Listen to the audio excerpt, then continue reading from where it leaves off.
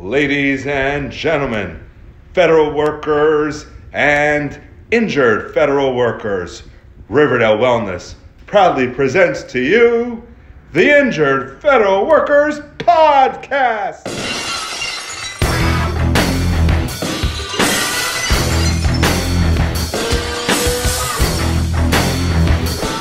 Good afternoon, everybody, and how are we today? I'm Dr. Mark Eisen. The purpose of today's workshop and all workshops is to educate, entertain, and inform all you federal workers out there. Because guess what? You never know when you'll need the information the most. People do get hurt. They can get into car accidents. They can have all different types of accidents that are on the job. So I've come across so many federal workers over the years that have been injured on the job, and they had no clue what to do. Guess what? I'm here to help. This workshop, this podcast is here to help you. So please subscribe and share so your federal coworkers know the information that they will need when they get injured on the job. Let us continue with our show. Well, we are back, and today's episode is episode 2. We're going to continue with the CA1, and you have your supervisor there. So you're going to ask your supervisor for a CA16. Well, what's a CA16? It's an authorization to permit you to get examined and treated. Okay? Now, you have two choices. You can either go on the Department of Labor's website, which is owcpmed.dol.gov, and there's a section there that you can find a provider. Or what you could do is, we've got commercial breaks here, people. Use some of the vendors that we're using. They've been vetted out. They know federal workers comp very well. Pay attention to those commercials. You'll see they know it very well. Okay? Anyway, now make sure that you go see a doctor within 7 to 10 days from the injury. Well, why? Well, why do you think? Is it believable that you waited 3 weeks or 4 weeks to get a doctor when the information is available from the shop steward and all the rest? Now I'm going to show you something, okay?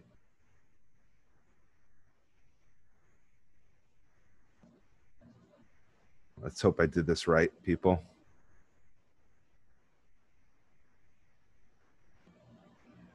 Okay, you should see right there the CA10. Notice what part I highlighted. It says, if disabled and claiming COP, which you filled out on your CA1,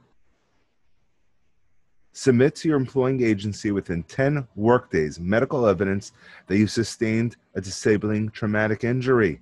So people, when I say to see a doctor within 7 to 10 days, what are you learning from this? It says it right here in their paperwork. You have 7 to 10 days to get that evidence to them. Okay? Let's continue. One other thing, okay, because we're on this topic. I'd like you to go to my Facebook page. It's at riverdalewellness.com. I created a book. It's an ebook on the nuts and bolts on federal workers' comp. What I'm asking you guys to do is go there, like it, subscribe it. Not only that, but get the ebook. I take you through it step by step, all the information that you're going to need. From when you get injured, what are the next steps, what you need to do, okay? So from the time of your injury, people, this is what I'm asking you to do. Get to a doctor within 7 to 10 days. That's what that paperwork just said on that other form that I just showed you, okay? Now, if you look at my ebook, on page 6, okay? Page 6 of my ebook. So there was a reason why I mentioned it, okay?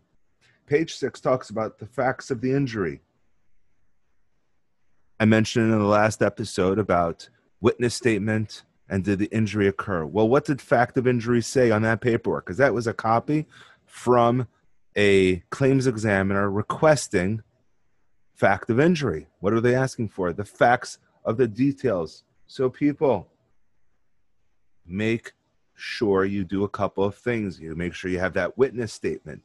Make sure that the facts are accurate. You don't start making up stories. No one likes that, okay? Not only do they not like it, people, well, what else do you think is happening? There we go. Some light in here. We got the light. We got it.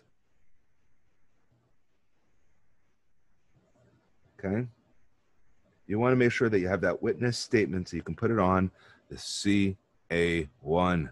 So now you saw about a CA10. We spoke about a CA16. We spoke about you getting hurt. Supervisor comes. You want to get a CA16, which is authorization to get treated, examined, and treated. Okay. What else is going to happen? Okay. You went to my website, to the Riverdale Wellness Facebook page. You're going to get the ebook. I outlined all that information on the ebook, but specifically fact of injury. Did the facts actually occur? Okay. And then the last part is, even though you get hurt and think it's no big deal, I mentioned in the other workshop, up until now, you can say to me, hey, look, doc, my injury wasn't that bad, so I'm going to move on. But how do you know that the injury isn't going to get worse?